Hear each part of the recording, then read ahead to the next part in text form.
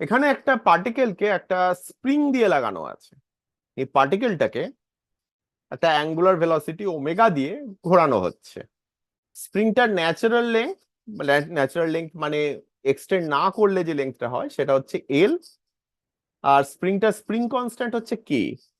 তোমায় বার করতে হবে এটাকে, যদি পুরো সিস্টেমটাকে যদি অ্যাঙ্গুলার ভেলোসিটি ওমেগা দিয়ে যদি ঘোরানো হয় এই হরাইজন্টাল প্লেনটাতে, তাহলে স্প্রিংটার কত এক্সটেনশন হবে। প্রথমেই এখানে সেন্ট্রিপিটাল ফোর্স কে দিচ্ছে, সেটা হচ্ছে স্প্রিং ফোর্স।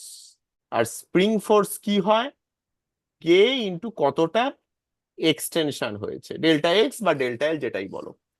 এখানে যদি ফ্রি বডি ডায়াগ্রাম আঁকো, রেফারেন্স অবভিয়াসলি নিজে স্প্রিং ফোর্সটা দিকে কাজ করছে, কে ডেল্টা এল, আচ্ছা ডেল্টা এলই বলি।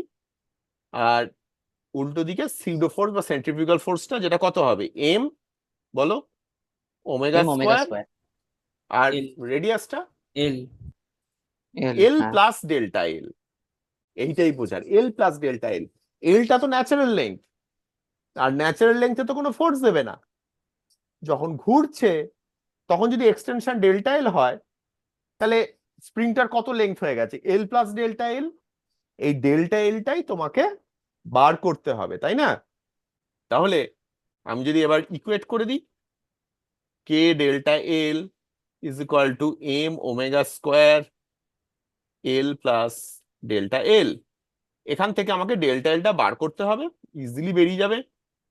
কি হবে, K delta L minus M omega square delta L equals to M omega square L.